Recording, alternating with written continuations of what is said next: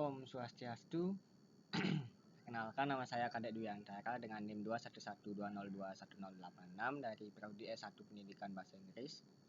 Jadi pada kesempatan kali ini saya akan menyampaikan pembahasan mengenai soal-soal UAS agama Hindu. Pertama yaitu seperti yang sudah kita ketahui, pelaksanaan yoga menyangkut hal-hal mengenai postur tubuh manusia. Jadi ketika sedang membuat banten, kita juga harus membuat postur tubuh yang dapat membuat kita nyaman ketika membuat banten. Salah satunya adalah dengan melakukan postur duduk bersila atau pose yoga asana yang merupakan bagian dari Padmasana. Maka dari itu menurut saya dapat saya simpulkan bahwa pelaksanaan yoga memiliki suatu hubungan dengan proses pembuatan banten. Kemudian pendapat saya mengenai kelebihan banten. Jadi, menurut pendapat saya, banten memiliki banyak kelebihan. Salah satunya adalah sebagai cerminan identitas dari umat Hindu yang memiliki kepercayaan sangat kuat atau kepercayaan tinggi terhadap ide Sang Hyang Widi-Wasa. Lanjut ke nomor 3. Tindakan korupsi merupakan tindakan yang sangat tidak baik karena hal tersebut sangat menyimpang dari ajaran-ajaran agama Hindu, seperti halnya ajaran Dharma dan juga Satya. Contohnya adalah ketika kita melakukan tindak korupsi, itu berarti bahwa kita sudah melakukan hal yang tidak baik atau menyimpang dari ajaran Dharma. Selain itu, kita juga sudah tidak jujur dan setia terhadap ajaran Dharma tersebut, yang mana hal tersebut juga merupakan bentuk pelanggaran terhadap ajaran Satya. Kemudian nomor 4 yaitu nilai-nilai yang didapat ketika mengunjungi panti asuhan adalah kebersamaan, bersyukur, dan menghormati satu sama lain. Kita dapat belajar untuk selalu menghormati satu sama lain dalam sebuah kebersamaan.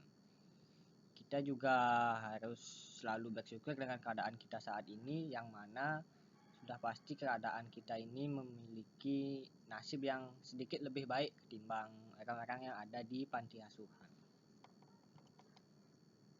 Kemudian nomor 5 yaitu menurut pendapat saya sendiri, kedua hal tersebut memiliki hubungan karena jika seseorang tidak memiliki rasa pasrah terhadap ide Sang Hyang Widi-Wasa, maka orang tersebut akan memiliki sifat-sifat negatif seperti serakah dan egois, yang mana hal tersebut dapat menuntun seseorang untuk melakukan suatu tindak korupsi. Contohnya adalah seorang pejabat yang tidak memiliki rasa pasrah terhadap Tuhannya.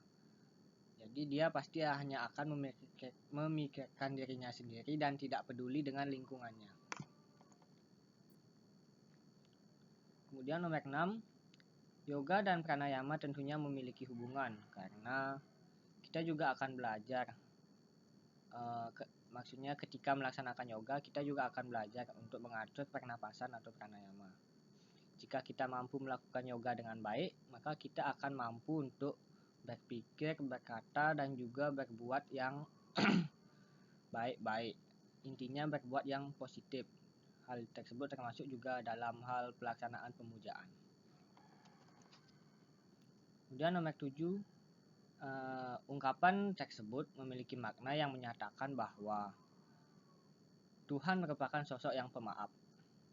Jadi tidak apa-apa jika misalnya kita belum berhasil untuk melakukan sesuatu, asalkan kita selalu ingat untuk melaksanakan kewajiban dari Tuhan, seperti halnya yaitu sembahyang.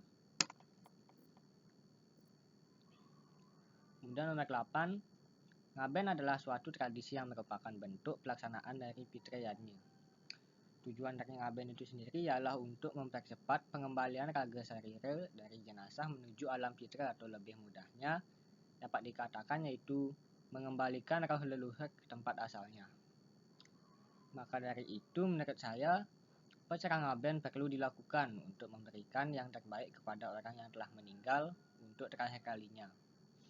Jika upacara ngaben dianggap terlalu boros, kita dapat melakukan ngaben massal, di mana metode ngaben secara bersamaan ini akan lebih efisien dan juga ekonomis. Kemudian nomor 9, menurut saya, kita sebagai umat Hindu tentunya sudah mengetahui ajaran-ajaran Dharma yang ada. Kita harus bisa menerapkan ajaran-ajaran tersebut karena semua ajaran Dharma pada agama Hindu akan percuma jika kita masih tidak peduli dengan sesama. Kemudian yang terakhir adalah contoh pelaksanaan pada kehidupan sehari-hari adalah dengan selalu melaksanakan ajaran Dharma seperti membantu sesama. Kita akan memperoleh kesejahteraan ataupun kemuliaan ketika kita sudah melakukan kegiatan-kegiatan Dharma. Baik, sekian penjelasan dari pembahasan soal-soal luas agama dari saya. Saya tutup dengan Paramasanti. Om Santi Santi Santi Om.